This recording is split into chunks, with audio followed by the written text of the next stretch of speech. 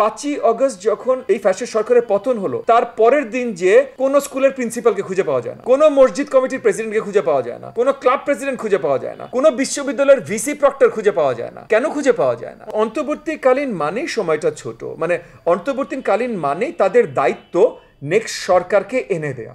এই যে ফ্যাসিস্ট আওয়ামী সরকার 15.5 বছর ছিল, তারা এই দেশের রাজনীতিকে অনেকভাবে ধ্বংস করে দিয়ে গেছে। মানে বাংলাদেশ আওয়ামী লীগ আর কোনোদিনও বাংলাদেশের মাটিতে দাঁড়াবে বলে আমি বিশ্বাস করি না। অন্তর্বর্তীকালীন সরকার এবং এই সরকারের সঙ্গে যারা উপদেষ্টা মণ্ডলী আছেন, তো তারা কতটা সফল হবেন, বা যে সরকারটা গঠন হয়েছে তারা কতটা সফল হবেন, এবং এই সরকারের মেয়াদ কতদিন হওয়া উচিত?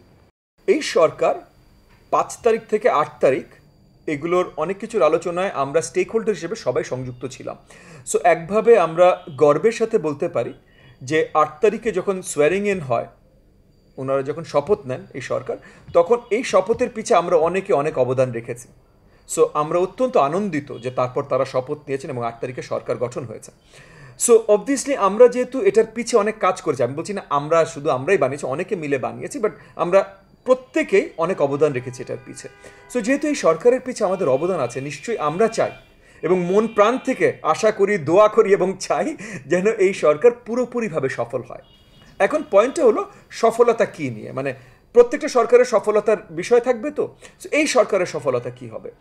অন্তর্বর্তীকালীন সরকার মানেই যে তারা এর আগের সরকারের একটা স্টপ গ্যাপ, মানে জনগণ তাদের সরকার বেছে নেওয়ার সুযোগ পায়নি, জনগণ তাদের সরকার বেছে নেওয়ার সুযোগ পায়নি কারণ নির্বাচন হয়নি। সো এই নির্বাচনটা যেন সঠিকভাবে দেয়া যায়, এইটা হলো তাদের মূল দায়িত্ব, এবং এই আশা করেই কিন্তু আমরা সবাই এই যে অনেক অবদান রেখে এই সরকারকে তৈরি করতে সহযোগিতা করি। সো এখন তারা, আমি পুরোপুরিভাবে দোয়া রাখি যে ওনারা সঠিকভাবে একটা সফল নির্বাচন, সুষ্ঠু নির্বাচন দিতে সক্ষম হবেন। এইটার সময়সীমা, তো সময়সীমা অবভিয়াসলি ওনারা খুব মুশকিল একটা দায়িত্ব ঘাড়ে নিয়ে আছেন। সো সময়সীমা কিছু দূর যদিও ওনাদের কাছ থেকেও আমরা জানবো, অ্যাজ অপোজ টু আমরা শুধু বলে দেবো, তবে এই মুহূর্তে আমি অত্যন্ত আশাবাদী, কারণ অন্তর্বর্তীকালীন সরকার 6টা কমিশন ফর্ম করেছে, 6টা কমিশনকে 3 মাস সময় ধরে দেওয়া হয়েছে, এবং ওনারাই পরিষ্কার করেছেন, মানে প্রধান উপদেষ্টা নিজেই পরিষ্কার করেছেন যে 3 মাস পর এই কমিশনগুলো তাদের রিপোর্ট দেবার পর এই রিপোর্টের ভিত্তিতে তারা রাজনৈতিক দলের সাথে বসে ফাইনাল রূপরেখা তৈরি করবেন। সো আমি আশাবাদী যে আগামী বছরের শুরুর ভেতরে এই আলোচনাগুলো শুরু হবে, এবং আগামী বছরের ভেতরেই, মানে আগামী বছরের হয়তো রোজার ঈদের পরে বা এমন একটা সময় যত শীঘ্রই সম্ভব সুন্দর একটা নির্বাচন ওনারা দিয়ে আমাদেরকে জাতিকে নতুন একটা সরকার উপহার দেবেন। অন্তর্বর্তী মানেই তো সময়সীমা ছোট, মানে আপনি ক্লাস 4 থেকে ক্লাস 5-এ উঠবেন, অন্তর্বর্তীকালীন যে সময়টা এটা যদি 1 বছর হয় তাহলে আপনি ক্লাস 5-এ কীভাবে উঠলেন? সো অন্তর্বর্তীকালীন মানেই সময়টা ছোট, মানে অন্তর্বর্তীকালীন মানেই তাদের দায়িত্ব নেক্সট সরকারকে এনে দেয়া। এখন মনে করেন এর আগে যখন আমাদের দেশে অন্তর্বর্তীকালীন সরকার আসতো, আমরা এটাকে অফিসিয়ালি কনস্টিটিউশনালের এটার আকার দেয়া ছিল, সো তাদেরকে আমরা কেয়ারটেকার সরকার বলতাম। এইটা যেহেতু কনস্টিটিউশনাল ওইভাবে না, সেহেতু আমরা কেয়ারটেকার সরকার বলতে পারছি না। কেয়ারটেকার সরকারের সময়সীমা কিন্তু ধরে দেওয়া থাকতো 3 মাস, কিন্তু কেয়ারটেকার সরকার যেইভাবে আসতো আমাদের এই অন্তর্বর্তীকালীন সরকার একইভাবে আসেনি এবং একই জিনিসগুলো পায়নি। সো কেয়ারটেকার সরকার সাজানো গোছানো একটা সরকারে এসে তারা 3 মাসে একটা নির্বাচন দেয়। অন্তর্বর্তীকালীন সরকার যখন এসেছে তখন এই যে ফার্স্টেই যেটা বললাম যে মানে সেনাবাহিনী ছাড়া সরকারি আর কোনো দপ্তর কাজ করছিল না। সো তাদেরকে তো সেই 3 মাস দিলে হবে না, সো এই 3 মাসের জায়গায় 8 মাস, 6 মাস, 10 মাস এরকম একটা সময় তাদেরকে দিতে হবে, মিনিমাম দিতে হবে, যেটা আমি ধরেই নিচ্ছি। এবং এগেন তাদেরই আলোচনা এটা নিয়ে এসছেন যে 3 মাস পর কমিশনের রিপোর্টের পর তারা আলোচনা করবেন, এবং কমিশনের রিপোর্টের ভিত্তিতে আমরা নতুন সরকারের জন্য কাজ করব, নির্বাচনের কাজ করব। কারণ কি একটা জিনিস আমি পরিষ্কার করে নিই যে এই যে অনেক কথা হচ্ছে অনেক ধরনের রিফর্ম, এই অনেক ধরনের রিফর্মের দায়িত্ব কিন্তু নির্বাচিত সরকারের, অনির্বাচিত সরকারের না। মানে অন্তর্বর্তীকালীন সরকার আমরা নিয়ে এসছি, মানে আমরা 100-200 জন নিয়ে এসছি, নির্বাচিত সরকার 17.5 কোটি বাংলাদেশি নিয়ে আসবে।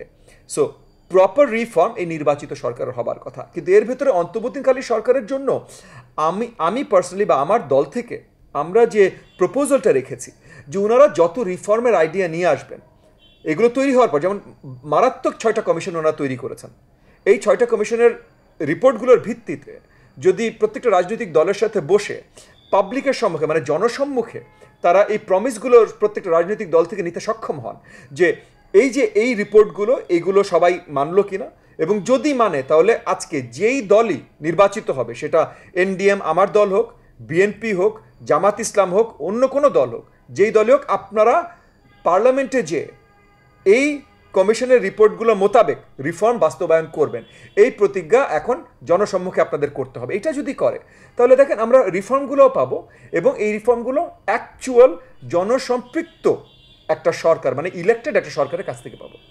প্রায় 16 বছর আওয়ামী লীগ সরকার ক্ষমতায় ছিল এবং তারা বিভিন্ন সময় দেখেছে যে নির্বাচন এলে প্রহসনের একটা নির্বাচন করত। তো তাদের এই দীর্ঘ একটা লম্বা সময় ক্ষমতায় থাকার কারণে রাজনীতির কি কি ক্ষতি হয়েছে বলে আপনি মনে করেন? ফার্স্ট অ্যান্ড ফরমোস্ট, এই যে ফ্যাসিস্ট আওয়ামী সরকার 15.5 বছর ছিল, তারা এই দেশের রাজনীতিকে অনেকভাবে ধ্বংস করে দিয়ে গেছে। প্রথম ধ্বংস এবং সবচেয়ে বড় ধ্বংস তারা করেছে যে এই দেশের সবচেয়ে প্রবীণ একটা দল এবং সবচেয়ে বড় একটা দল বাংলাদেশ আওয়ামী লীগ, এইটাকে তারা একদম ছিন্ন বিচ্ছিন্ন ধ্বংস করে দিয়ে গেছে। মানে বাংলাদেশ আওয়ামী লীগ আর কোনোদিনও বাংলাদেশের মাটিতে দাঁড়াবে বলে আমি বিশ্বাস করি না। হতেই পারে অনেক আরও অ্যাবসার্ড জিনিসও হয়েছে, বাট এই যে এত বড়, এত প্রবীণ এবং প্রাচীন এবং মানে জনসম্পৃক্ত একটা দল, এইটাকে একদম কোর থেকে, মানে একদম শিকড় থেকে উপড়ে ফেলেছে, নষ্ট করে ফেলেছে, মানে ফ্যাসিস্ট বানিয়ে ফেলেছে। এইটা তারা সবচেয়ে বড় ডিসসার্ভিস করেছে বাংলাদেশের প্রতি, এই গত ফ্যাসিস্ট সরকার। এটা হলো প্রথম। দ্বিতীয় হলো রাজনৈতিক কালচার, যে সংস্কৃতি, এইটাকে অনেকভাবে দুর্বৃত্তায়ন করেছে। যেমন মনে করেন রাজনৈতিক দলগুলোর উপরে যে অত্যাচার করেছে, এই অত্যাচারের মাধ্যমে একটা জায়গায় উঠে এসছে যে জনগণ রাজনীতি বিমুখ হয়ে গেছে। যে ইদার তুমি যদি রাজনীতি করো তাহলে তুমি আওয়ামী লীগ ফ্যাসিস্ট ওদের মতো দুষ্টু, তুমি খারাপ, বা তোমার উপরে অনেক অত্যাচার হবে। ভদ্র ঘরের ভালো ছেলে মেয়ে কেন ভাই রাস্তাঘাটে অত্যাচারিত হতে যাবে? সো তাহলে রাজনীতি বিমুখ, এবং রাজনীতি বিমুখ হলেই তখন আপনি রাজনীতির বুকে ছুরি মেরে দিলেন। এবং একই সাথে প্রত্যেকটা ইনস্টিটিউশনে, মানে আপনি মানে আমাদের আপনার আইন ব্যবস্থা, মানে কোর্টস থেকে শুরু করে যে কোনো সরকারি দপ্তর যান, সরকারি দপ্তরে তো বাদ দেন, কোনো সোশ্যাল ক্লাবে যান, যেমন ঢাকা ক্লাব, গুলশান ক্লাব, এগুলোতে যান, সব জায়গায় রাজনীতিকরণ। সব জায়গায় ওই যে এই আওয়ামী লীগের যে নেত্রী ছিলেন শেখ হাসিনা, এই শেখ হাসিনার লোক ছাড়া অন্য কোথাও যেতে পারবে না। এই যে দেখেন 5ই অগস্ট যখন এই ফ্যাসিস্ট সরকারের পতন হলো, তার পরের দিন যে কোনো স্কুলের প্রিন্সিপালকে খুঁজে পাওয়া যায় না, কোনো মসজিদ কমিটির প্রেসিডেন্টকে খুঁজে পাওয়া যায় না, কোনো ক্লাব প্রেসিডেন্ট খুঁজে পাওয়া যায় না, কোনো বিশ্ববিদ্যালয়ের ভিসি প্রক্টর খুঁজে পাওয়া যায় না। কেন খুঁজে পাওয়া যায় না? মানে আপনি বুঝতে পেরেছেন কি লেভেলে তারা দলীয়করণ করেছিল, যে প্রত্যেকটা ইনস্টিটিউশন একদম একদম দেউলিয়া করে দিয়েছিল। সো সবচেয়ে বড় বড় 3টা রাজনৈতিক ক্ষতি তারা যেটা করেছেন, এক হলো ওই যে আওয়ামী লীগকে ধ্বংস করে দিয়েছেন, দ্বিতীয় হলো রাজনৈতিক সংস্কার নষ্ট করেছেন, আর তৃতীয় হলো প্রত্যেকটি ইনস্টিটিউশন ধ্বংস করেছেন।